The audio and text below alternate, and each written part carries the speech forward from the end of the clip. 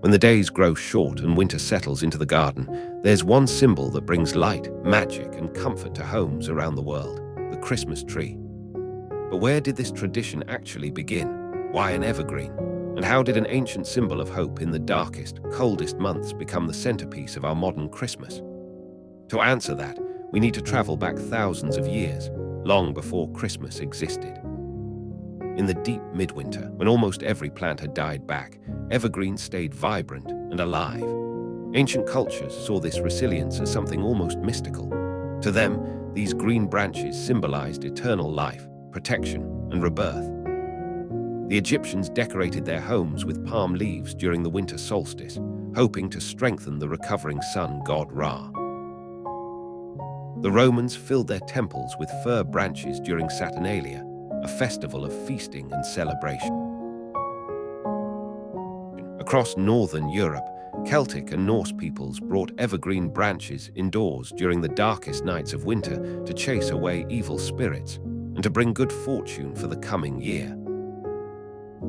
For these early cultures, the evergreen wasn't just a plant. It was a talisman of hope during the coldest and most uncertain time of year. In Scandinavia and Germany, these traditions grew into the rich folklore of Yule. People believed the sun was reborn at the winter solstice, and evergreens played a key role in honoring that moment. Fir and spruce branches were hung above doorways as protection, and holly and ivy were woven into wreaths that symbolized life returning to the world. Some families even dedicated a special living tree near their home, decorating it with small offerings for the spirits of the forest. These stories spoke of animals gaining the power of speech at midnight, fairies hiding in evergreen branches, and candles guiding the returning sun back into the sky. All of these traditions would later blend seamlessly into what we now recognize as Christmas. By the Middle Ages, Christianity had spread across Europe, but older customs didn't vanish, they simply evolved. On the 24th of December, churches performed paradise plays, telling the story of Adam and Eve. Because apples were rare in winter, people decorated evergreen branches with red apples to represent the fruit from the Garden of Eden. These indoor displays, called paradise trees, were often adorned with apples, wafers, and sometimes candles. They are one of the clearest ancestors of the modern Christmas tree. The first true Christmas trees appeared in 16th century Germany. Families would bring small fir trees indoors and decorate them with nuts. Although the Christmas tree had been beloved in German homes for centuries, it didn't become popular in England until the Victorian era. Everything changed in 1848, when an illustration was published of Queen Victoria and Prince Albert standing with their children beside a decorated Christmas tree. Albert had brought the tradition from his childhood in Germany, and the image captured the public imagination. Almost overnight, Christmas trees appeared in homes across Britain. Victorians adored handmade decorations, sweets wrapped in colored paper, small toys, paper chains, and tiny candles glowing on the branches. This was the moment when the Christmas tree became a true cultural symbol across the English-speaking world. Folklore and superstition continued to swirl around the tradition. Some believed it was bad luck to bring a tree indoors before Christmas Eve, fearing mischievous spirits might come in with it.